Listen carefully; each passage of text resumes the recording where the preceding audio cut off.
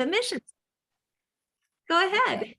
Our mission, Helping Parents Heal, is a nonprofit organization dedicated to assisting bereaved parents to become shining light parents by providing support and resources to aid in the healing process. We go a step beyond other groups by allowing the open discussion of spiritual experiences and evidence for the afterlife in a non-dogmatic way. Affiliate groups welcome everyone, regardless of a religious or non-religious background. Attendance today at this meeting is voluntary, and we are here for the benefit of learning from and sharing with other parents whose child has passed away. It is understood that our discussions are intended to be confidential and not designed to replace traditional therapy or spiritual counseling. However, these Zoom meetings are helpful to parents all around the world, and they are posted on YouTube so that affiliate members who are not able to attend this meeting live can also watch. Helping Parents Heal offers a wide variety of speakers to allow parents to be informed about many possible ways to heal, to connect with their children, and to learn about the afterlife. The views expressed by our guests do not necessarily reflect those of Helping Parents Heal, and we ask that you take from their presentations whatever may benefit you personally. Welcome, everyone. We're so glad you're here, and thank you, Julie, for being back again. Yes, Oh, my honor. We are thrilled that she's here. And I just want to say a little bit of information about her because she's amazing. And I don't know if all of you realize all of the different, she's a Renaissance woman, psychic and medical intuitive. Julie Ryan can sense what medical conditions and illnesses a person has and facilitate energetic healings. She can communicate with spirits, both alive and dead. Julie can scan animals, access people's past lives, and remove ghosts from homes and other buildings. And she can tell how close to death someone is. Her book, Angelic Attendants, What Really Happens as We Transition from This Life into the Next, describes a series of events that involves angels, multitudes of deceased family and friends, the spirits of deceased pets, and countless serendipitous and miraculous moments. Julie's children's books, Angel Messages for Kids and Angel Messages for Dogs, are picture books that have angels answering kids' tough questions. Each week, Julie scans callers on her Ask Julie Ryan podcast, which is heard by millions in over 100 countries throughout the world. Julie is a businesswoman, an inventor, an author, a podcaster, and a serial entrepreneur. Her surgical device inventions are sold globally, and she has founded 9 companies in 5 different industries. Julie's psychic and medical intuitive skills are learned, which is something that we all need to listen to because this isn't something she was born with, but she now is able to use them. I'm going to go ahead and copy all the links where you can find her. But without further ado, please join me in welcoming beautiful Julie Ryan. Thank you, thank you, thank you. Hi, everybody. Great to be back. I recognize some faces from before, so I'm delighted to see you all. Thank you for taking the time to join us this evening. And okay, well, first of all, I want to tell everyone that Julie has just finished another book because the first 2 books were, first of all, the Angel Messages for Children, the Angel Messages for Dogs, and now the 3rd book is what? Tell us about the 3rd book. Angel Messages for Cats will be out in time for the holidays. It'll be out the beginning of next month. And I was telling Irene and Elizabeth before we started recording that I got so much grief from cat lovers saying, why did you put the dog book out first? And I said, probably because I've never had a cat. So I had to do some recon. I had to do some investigative reporting to find out what cats do, because I really haven't ever been around them. So they're picture books for little kids, and they're just darling, my illustrators in Ireland.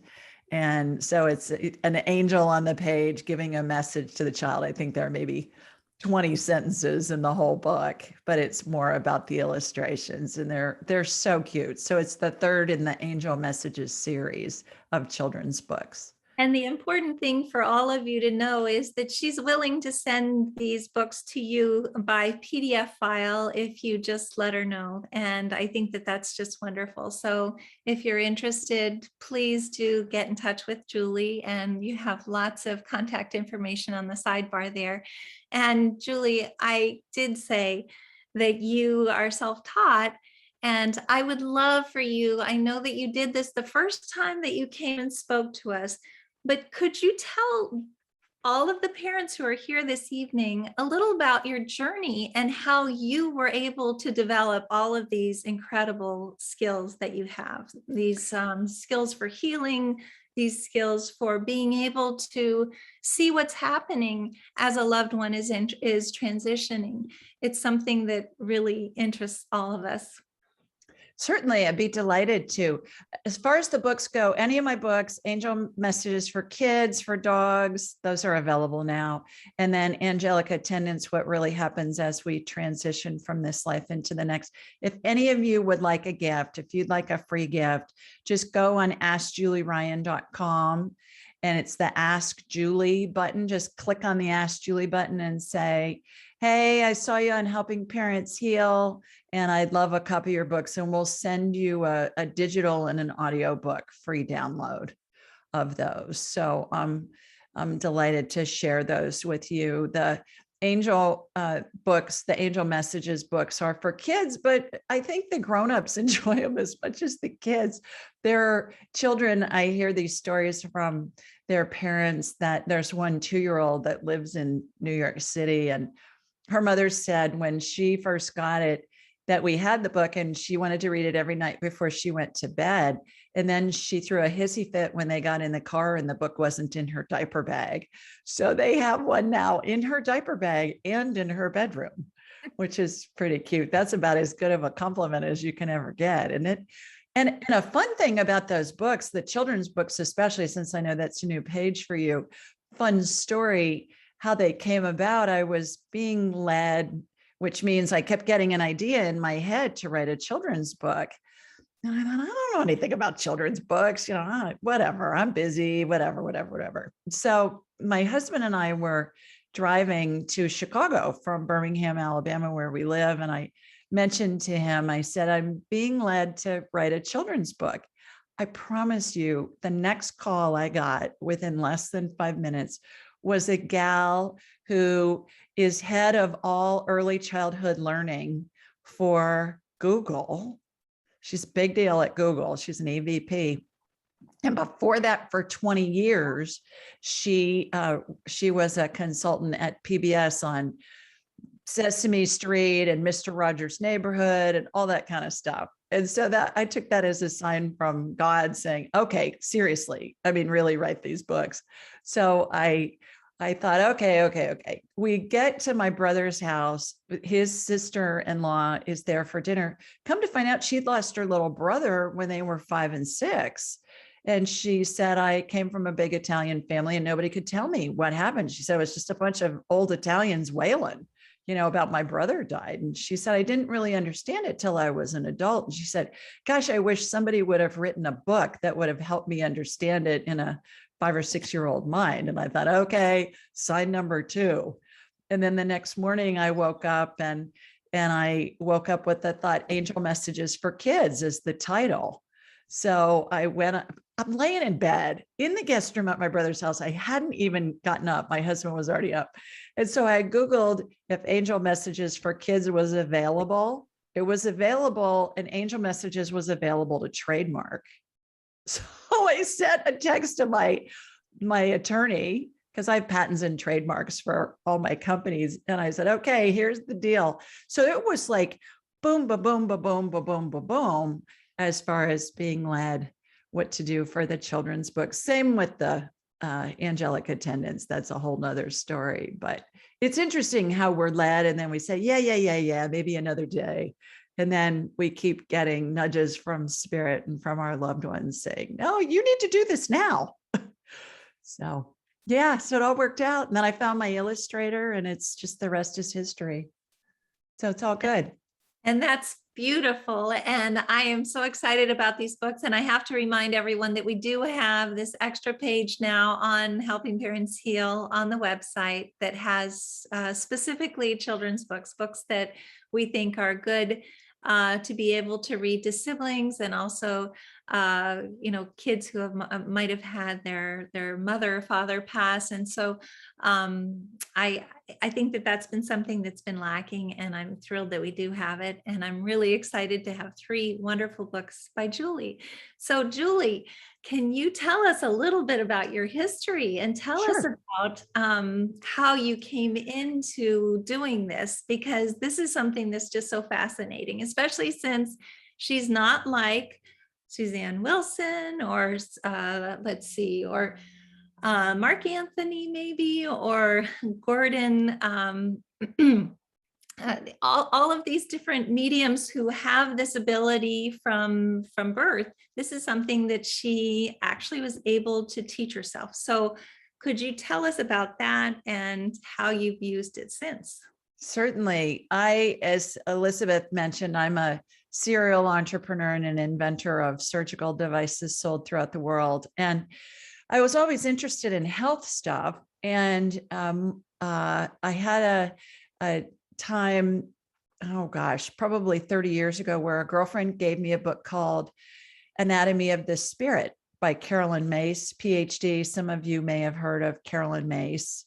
And it talked about that in the book, she talked about that she was a medical intuitive. And I thought, what the heck is a medical intuitive? I'd never heard that term before. So I read her book.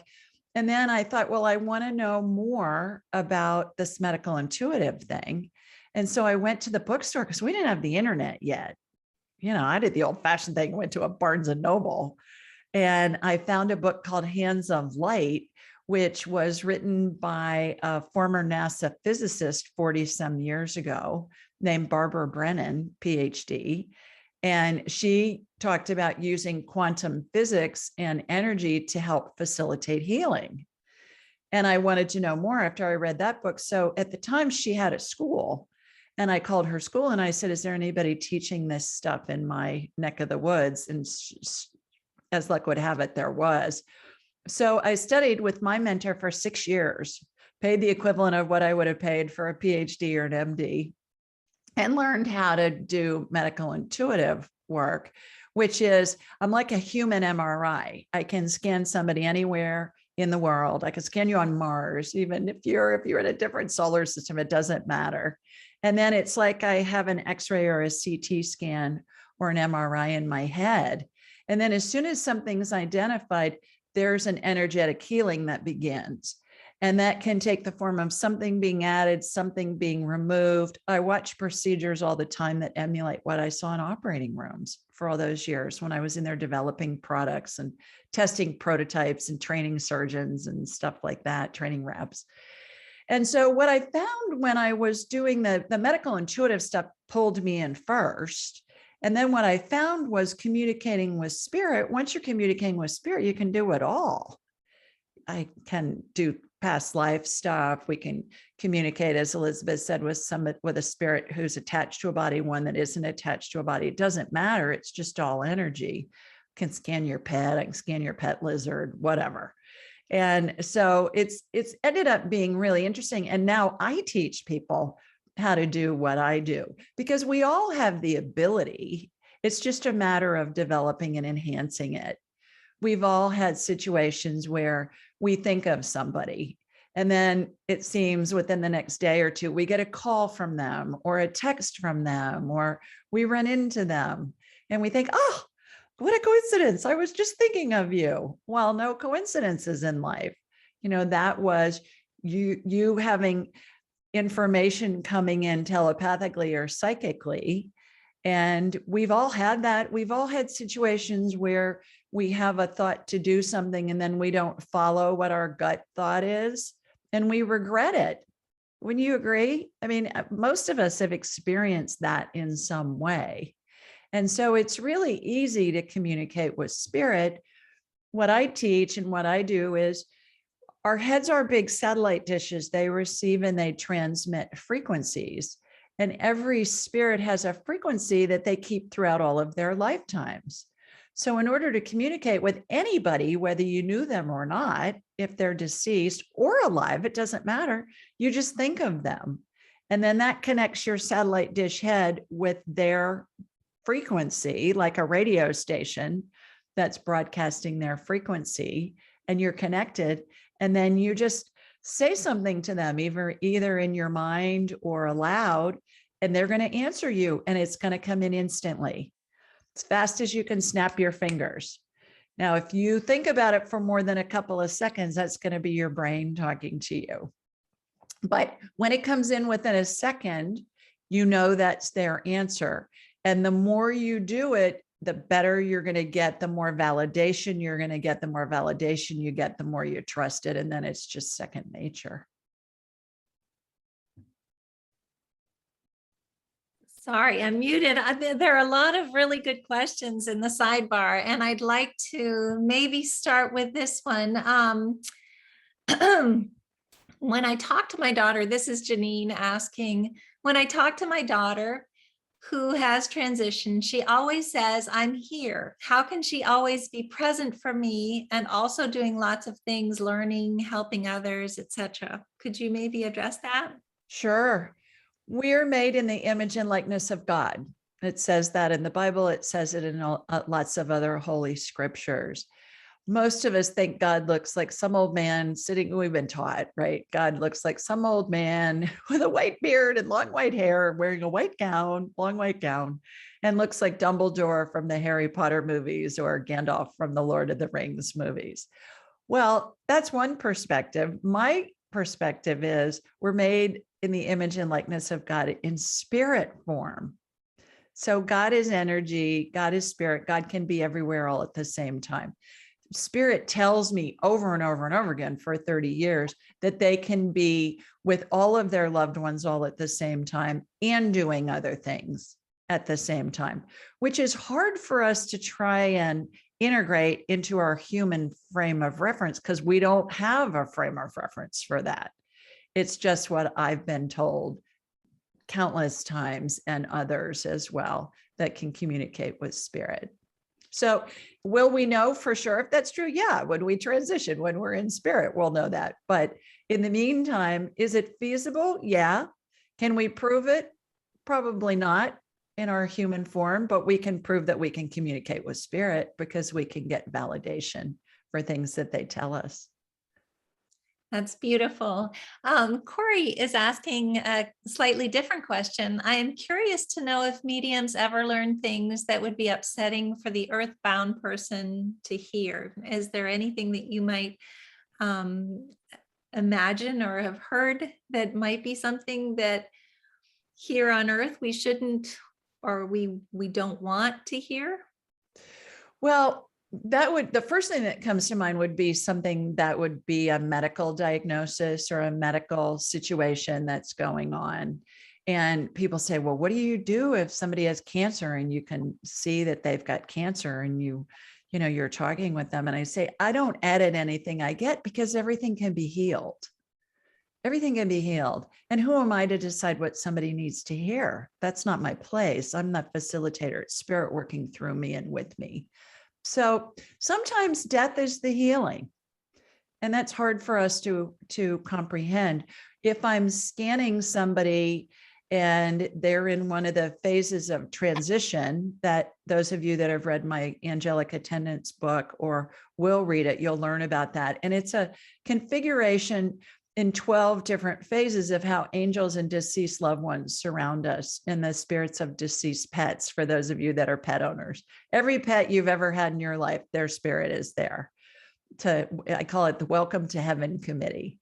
And so when that happens, or if I'm talking to somebody and they say, can you scan my mom? My mom's not feeling well. And I'll say, well, your mom's in phase 7 of 12.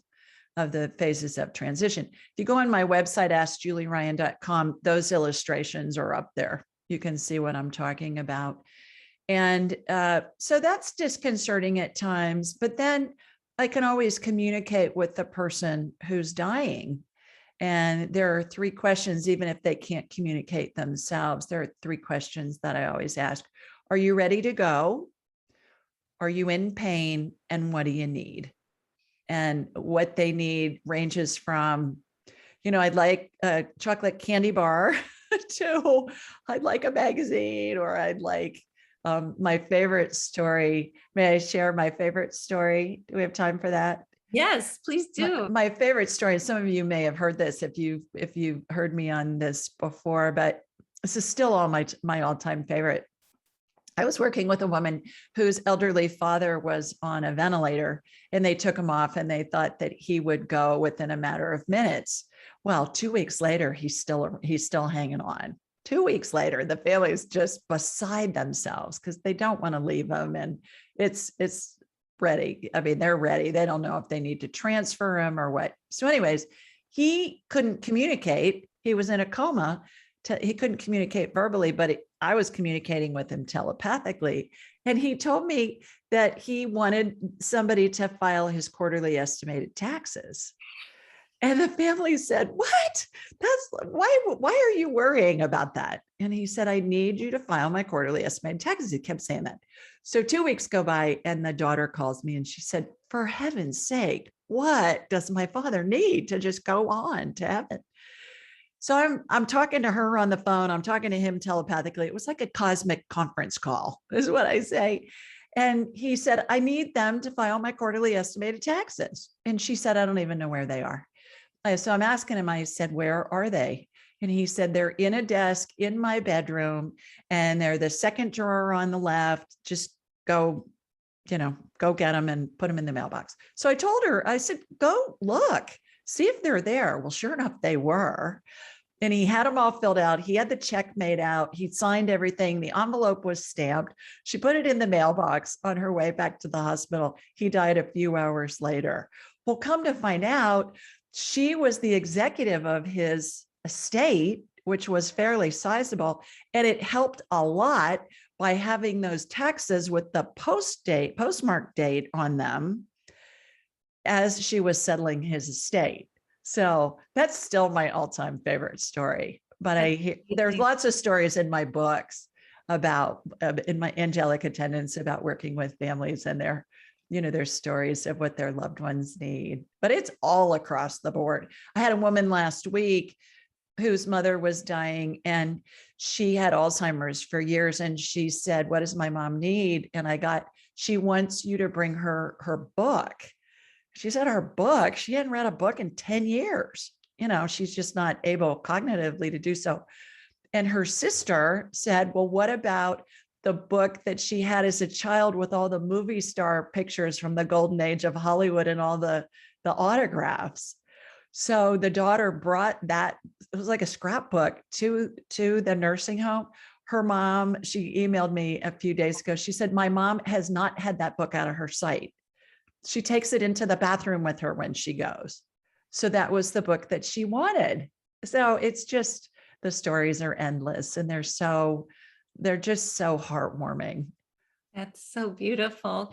Well, first of all, I just want to read what Janine has responded to your response. She said, thank you, Julie. That helps me understand. This is speaking to her daughter in spirit, and if it's going to take her away from important things.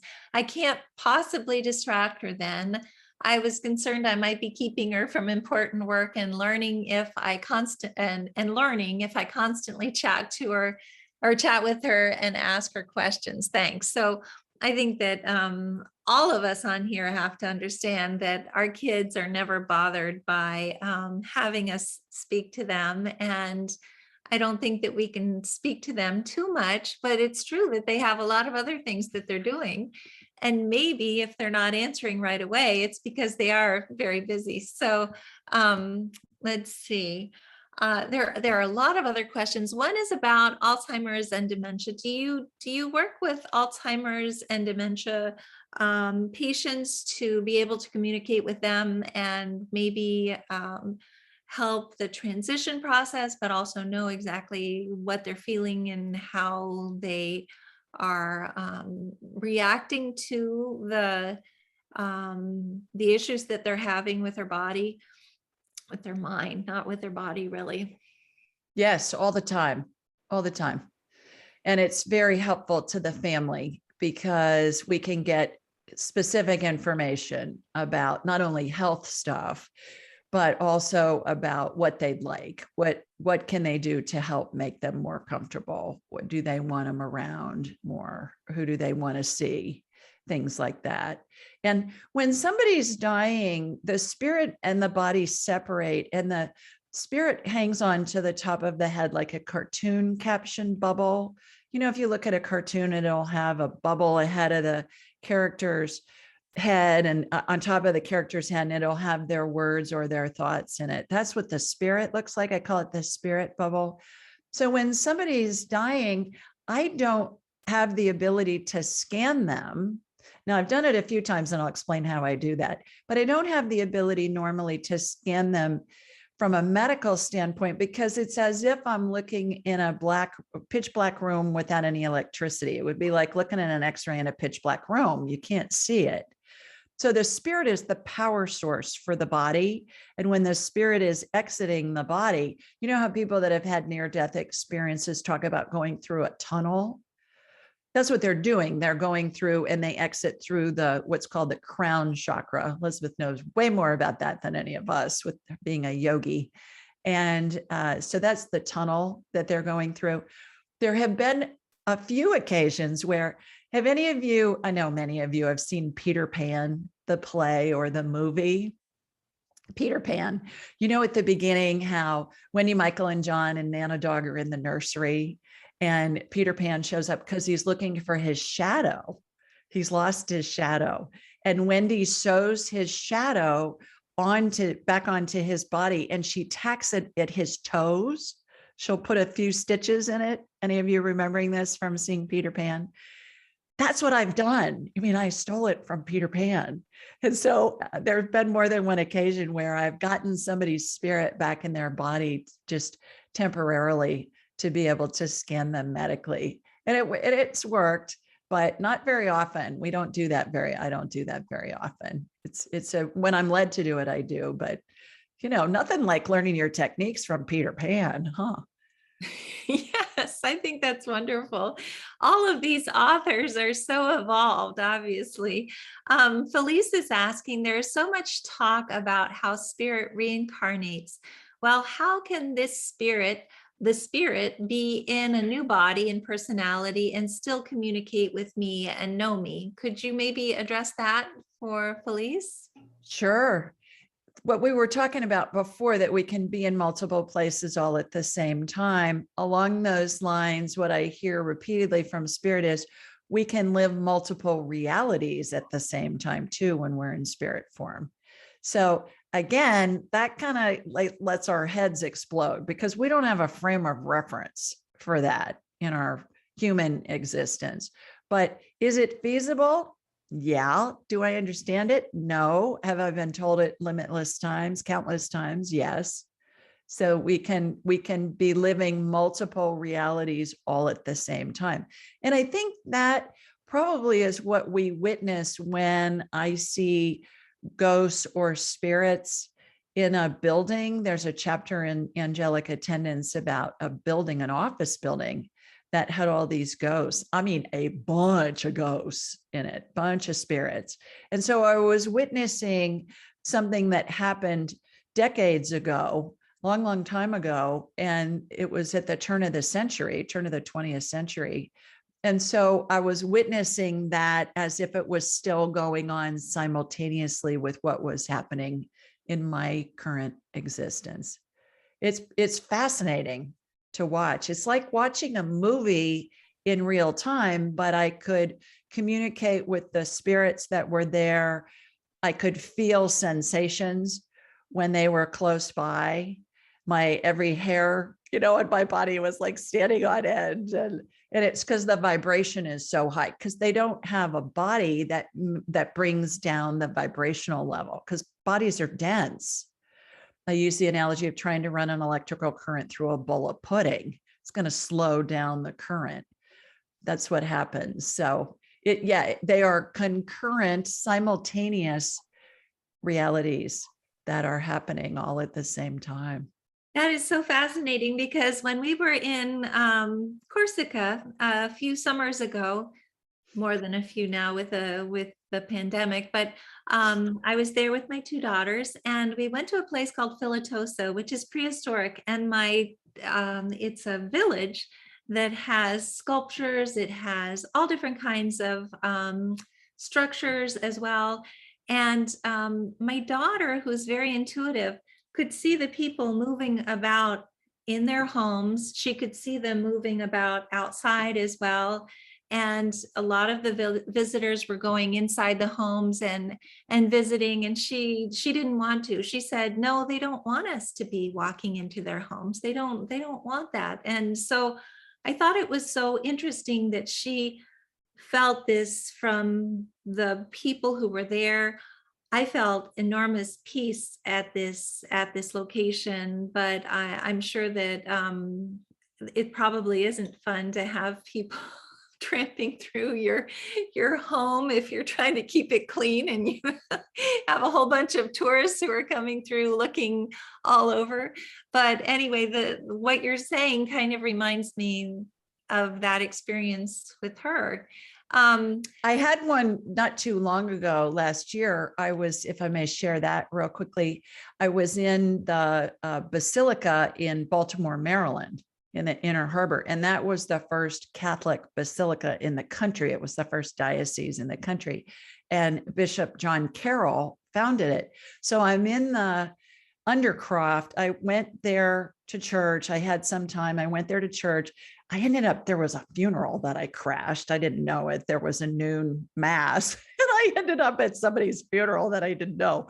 But I'm looking around, at the beautiful building. And this woman came up to me afterwards and she said, are you visiting? And I said, yeah, could you tell? Because I was looking around, and she said, yeah, I work here. Would you like a tour? I said, yeah, that'd be great.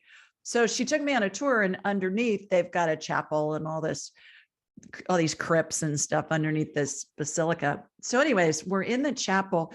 She tells me that she lost her son 2 years prior. And I said, well, I'm a psychic and a medium and a medical intuitive. Would you like to talk to him? Oh yeah. So we stood there for probably 15 minutes or so, and he had committed suicide. And she was just grief stricken, you can imagine. And she didn't understand it, and he didn't leave a note. So we got a lot of information for her. But out of the corner of my eye, there was a pew, just a single pew at the back of the room. And I said, Mother Teresa and John Carroll, the bishop, their spirits are sitting on that pew. And she said, go read the plaque on the pew. And it said, Mother Teresa sat here in whatever the year was when she came to visit the basilica. So stuff like that happens all the time. And when we turn on our radar, we're able to perceive it. And I think my point is, spirits are around us all the time, our loved ones. And what's the chance that this woman would come up to me? It was a fluke that I was even there, because the meeting had been canceled, that I had the time to go. She would come up with me, ask me for a tour.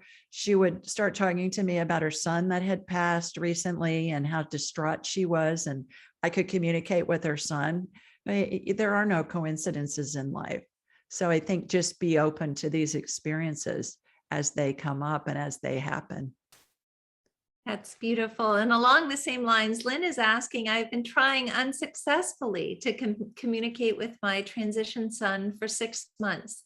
I keep hearing anyone can do it. Am I trying too hard? Any suggestions that you can give? Yeah, it's the first thing that comes in your head, and it feels like it's your thought. You say something to your son, and then it's just boom, boom, immediately. And once you start doing it, what's going to happen is they're going to respond, and it's going to come in really quickly, sometimes before you've even thought the thought all the way. And it's because time doesn't exist in the spirit world. Time is a human creation. And so it's feasible that 100 lifetimes of 100 years apiece may not even be a blip on the radar screen in the spirit world. And so just keep doing it. Just keep saying something to your son, and he's going to answer you. And then eventually you're going to get information that you're going to be able to validate. And then you're going to start trusting it. When we don't trust it, we dip down into fear. We're in a lower vibrational level. Because remember, there's two emotions. There's love and fear. Love feels neutral or good. Fear feels bad.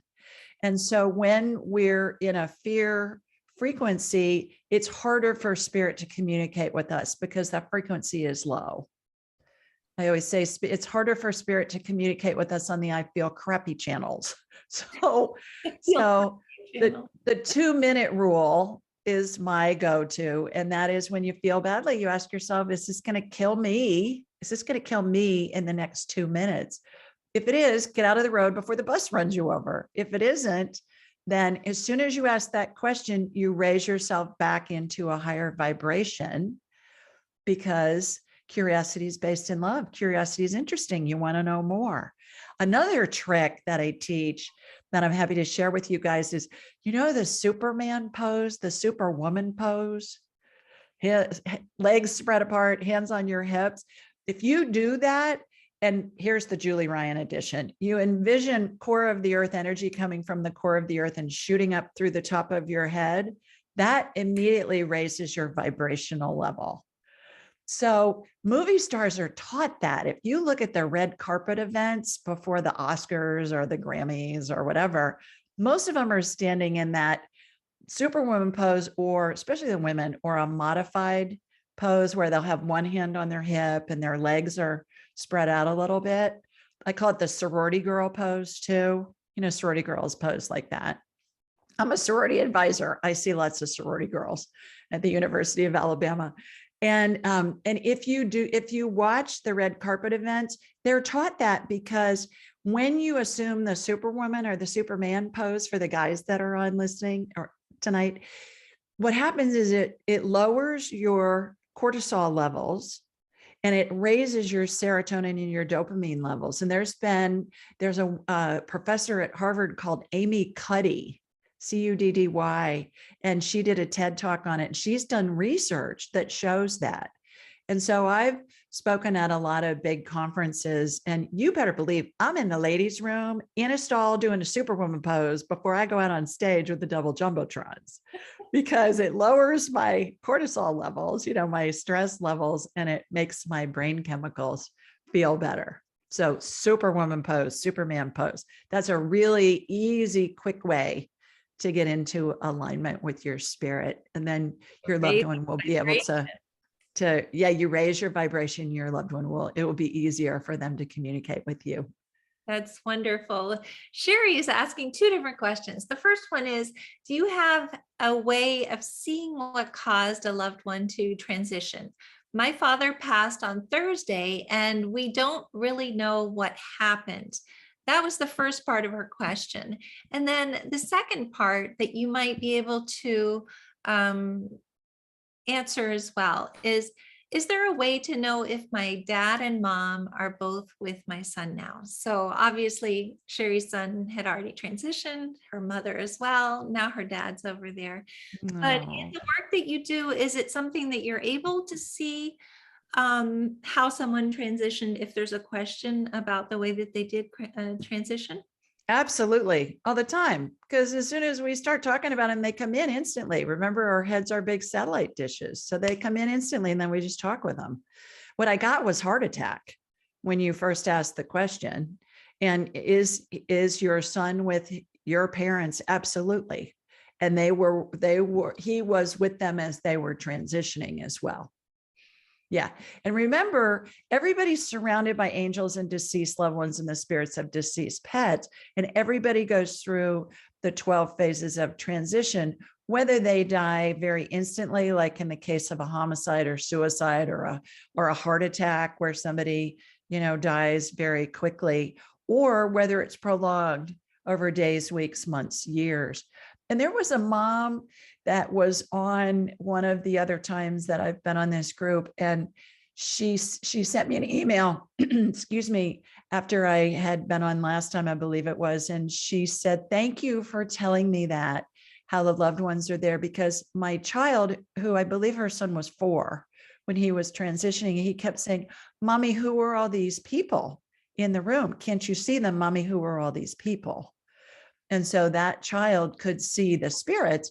And Dr. Chris Kerr, who I know has been on with you guys in the past, he's done university-based research showing that close to 90% of his 1,400 patients that he studied report seeing the spirits of deceased loved ones and the spirits of deceased pets as they're approaching death. So yeah, it's a glorious component to a heart-wrenching situation. It is glorious, though, to be able to know that they're all there to greet us.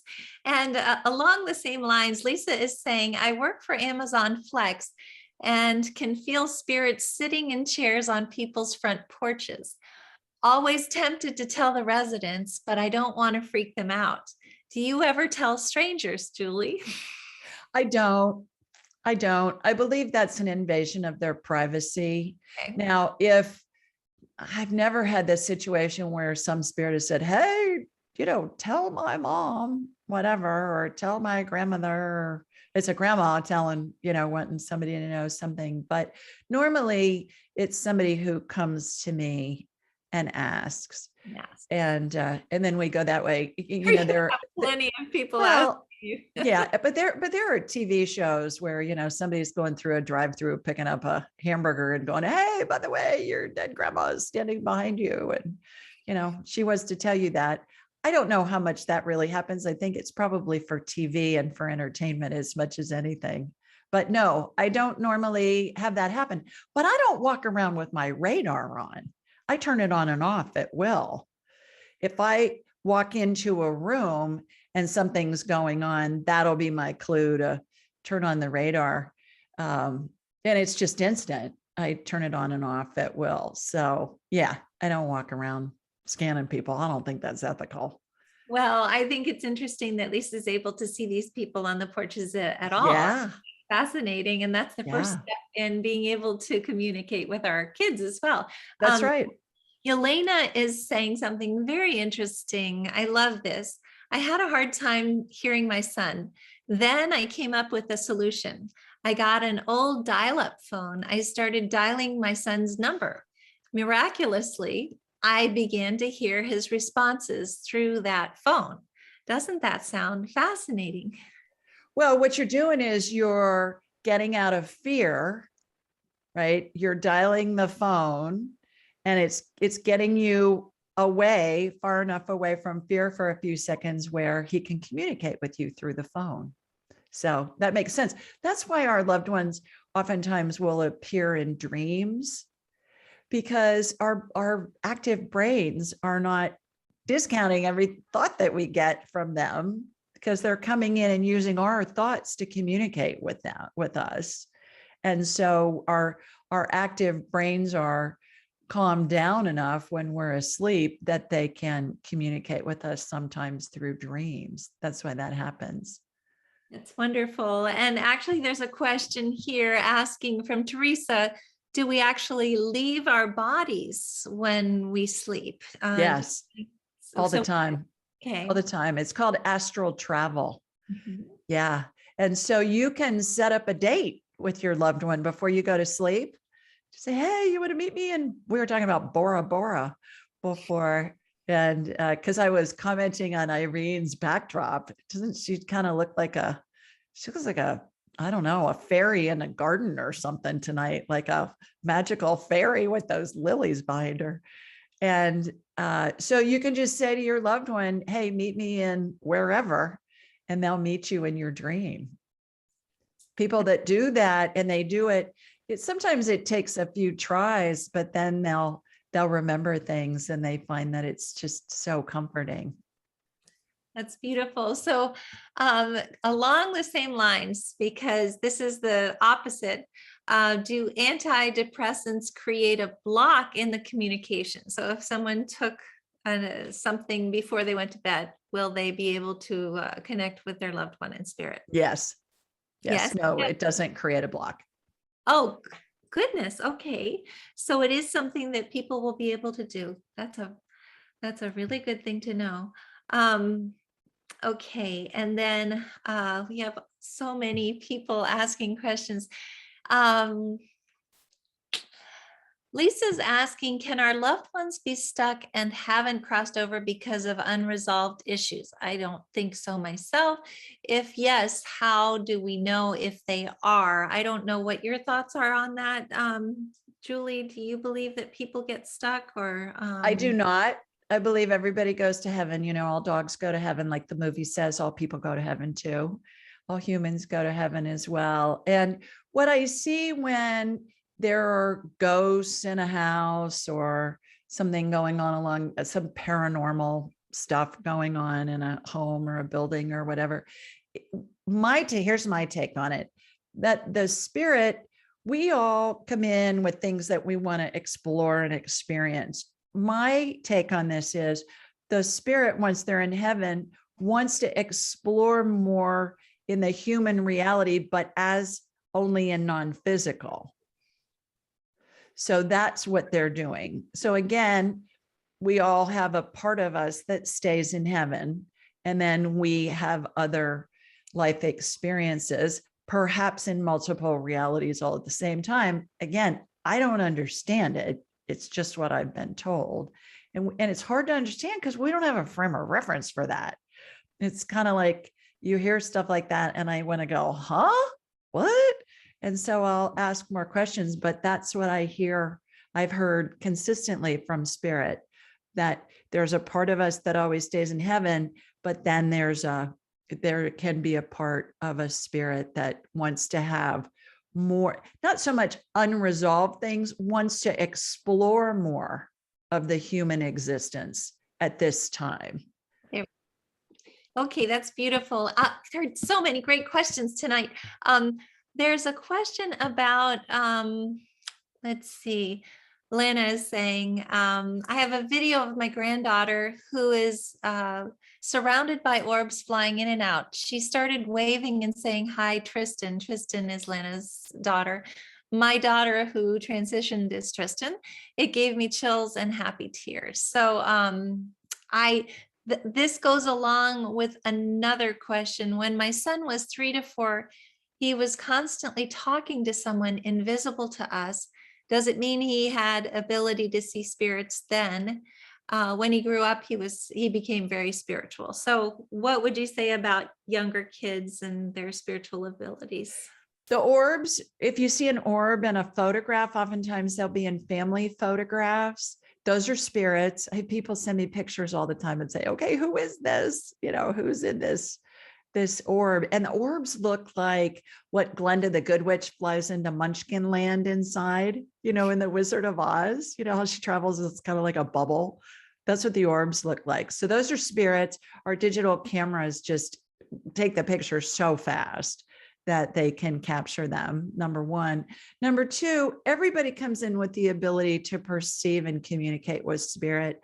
Little children, every little child has this ability when they come in. And as they grow up, it's been my experience, about the age of 7-ish or so, they'll have heard enough, oh, honey, that's just your imagination. That's not really real. Or, yeah, no, you're not really seeing something. And so they learn to shut it down. They've heard it from parents or grandparents or teachers. And that's why I was led to write my children's books, because I had so many parents over the years say, can you please write something in a children's book with illustrations that I can use to explain to my child how they do see my deceased grandfather, who's been dead for 20 years, long before this child was born, and they know information that's true, and there's no way they would know it. And can you write a book that will explain to my child how they know information about past lives, and they can give us information that we can corroborate with historical documents. And this kid doesn't read yet. And then, of course, what happens at a funeral? They're at the funeral home for the visitation hours because their great grandmother has died. And they say, well, honey, grandma's in heaven now. And little Johnny says, no, she's not. She's asleep in that box up there at the front of the room. And so that's what the books are. We talk about that spirits choose their family. They choose the family who's going to love them. Sometimes you can see spirit, even if grownups can't, you know, stuff like that. And then other fun things about how dogs and cats grow up and they learn how to do tricks. They get tricks for they get treats if they do tricks and stuff like that. But it's all about these angel messages, and it's incorporating spirit. And when somebody dies or when your dog dies, their spirit stays around you and you can communicate with them. So it reinforces what all little children have the ability to do. And it fosters a conversation where there perhaps wouldn't have been a catalyst to start a conversation like that. And when children understand that it's okay that they're doing that, then those abilities continue to grow and enhance their lives in untold ways. They don't shut them down. That's beautiful. There's a question from Blanca that I think is beautiful. My dad is 97 and he's very sharp. He told me that last night he was sleeping and a woman's voice called his name 3 times and woke him up. When he opened his eyes, he saw a lady spirit at the end of the bed. He asked me if I thought that they were preparing him for his departure. And before you answer this, my father-in-law, living in an assisted living community in France, told my husband, this is his mom and dad, that his wife, who had passed a year before, came to his bed every night and slept with him. And he was one of the most down-to-earth engineer types that you would ever know. But he said this with complete seriousness to my husband. And I thought he thought it was beautiful. I thought it was beautiful. So Blanca is saying her dad thinks that this might be someone preparing him for his departure. Do you think that that might be the case? Perhaps, but it can take days, weeks, months, years. Mm-hmm. So yeah, absolutely. And your father-in-law with feeling your mother-in-law, absolutely. And what a comfort to him. And how wonderful that he mentioned that to your husband, because most people don't mention that stuff because we don't want people to think we're nuts. I think that he knows that our family is pretty nuts already. Well, but most people don't. And I was prompted to write Angelic Attendants by my spirit guide, who's a dead Pope named Pope Clement. And he showed up one day when I was with my mentor in his whole Pope outfit with the hat and the shepherd's staff and the whole 9 yards. And he said, you need to teach the world what happens when somebody dies. And I said, I'm not doing that. I'm a businesswoman. People will think I'm nuts. He said, yeah, whatever. Just do it. He said, people are so afraid of death because it's been so bastardized over the generations. And, are you going to go to heaven? Are you going to go to hell? What's going to happen? And people are afraid. And he says, it's crazy. There's nothing to be afraid of. It's all glorious. So I left to go home afterwards, and my mentor, Susan, could see him and hear him too. And I got in the car, and on my phone, I did an internet search on Pope Clement VI, who was what he told me that was his name. Well, come to find out, he was in office during the Black Plague when 2/3 of Europe died. And he's best known for his prayers for the dying and his prayers for the dead. And I'm thinking, I can't make that up. I had never heard of a Pope Clement before. And so that's how all that came. And that's my goal, is to put this information out there so people are less afraid to talk about when they have experiences like what you, Elizabeth, and the gal that asked the question are hearing from loved ones. You can have an intelligent conversation and foster that conversation and say, well, tell me more about it, instead of just saying, oh, you're just hallucinating. You need more sleep, or, let me get you a cup of coffee or something, or what did you have to drink before you went to bed at night? Right. Yes. And it is a beautiful thing when these things happen, especially towards the end of life like that. Carmel is saying, in regard to the multiple universe comment, are you saying people are alive in a different universe, or that their spirit is there? Both. Both, exactly. The spirit's attached to the body, and it can be multiple realities all happening simultaneously. Wonderful. Teresa is saying, thank goodness we have each other here at HPH. I love that. There are people saying that they would love to have a dream visit. Could you maybe take us through a good way of setting us up? I know that you were saying that you find a place. One of the things that I've heard is that you should have water beside your bed, but maybe just tell people the best way to be able to meet their loved one in a dream visit. What's the water beside the bed have to do with it? Do you know? Well, Do you I remember? think the water is just a good way of conducting. I think that spirit uses it to be able to reach out, but this is just something that I've never heard that. I didn't make that up myself. Yeah, yeah. No, I've never heard that. Well, you all got ahead. It's a satellite dish. All you have to do is think of your loved one, or who do you want to meet? You want to meet Moses? Do you want to meet Aristotle? I mean, who do you want to meet? You can connect with anybody, whether you knew them or not, their spirit. And so you just think of your loved one. Let's say you want to meet your loved one, and you just say, hey, let's meet in a dream. Let's meet in our dreams tonight. And you figure out where you want to meet. You could meet in your bedroom. You could meet someplace exotic. You could meet wherever, and just say that before you go to sleep, and then just give it up and then see what happens.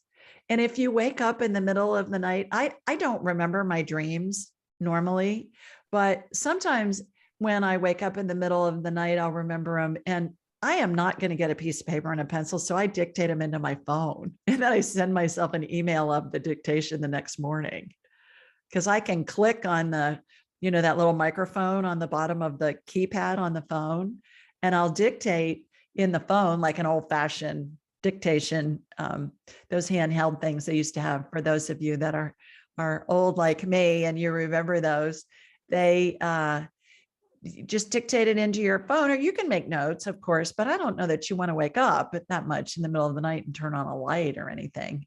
Just, just do it in your phone if your phone is handy, or make a mental note before you go to bed. Let's meet in my dreams. And I want to remember what I dream when I wake up. I know that works for a lot of people too. I use it with when I have to get up early in the morning. I'll set the alarm, but I'll also say, okay, I'm going to wake up at 3:45 in the morning to catch a 6 o'clock flight or whatever. I'm going to wake up at 3:45 in the morning, and I'm going to be completely well rested and refreshed. And sure enough, I wake up either at that time or a few minutes before, even before the alarm goes off. So we can train our brains to do that. Just set the intention when you go to bed. That's wonderful. And we don't have a lot of time left, but one question that Yelena is asking is if meditation before sleep might help with a visitation. Do you have any thoughts on that? I don't think it's necessary. I think it's always good. It'll probably help you sleep better, but I don't think it's necessary. It's really so simple. I think we tend to complicate it way too much. Don't have to meditate. You just think of them. Say something aloud or in your head. They're going to respond within a second. If it's more than a second, that's going to be your brain talking to you. And then spirit's really literal. So remember to ask questions, because the answers we get, we're going to filter through our frame of reference. So the example that I like to use is if you ask your loved one, are we going to enjoy the movie?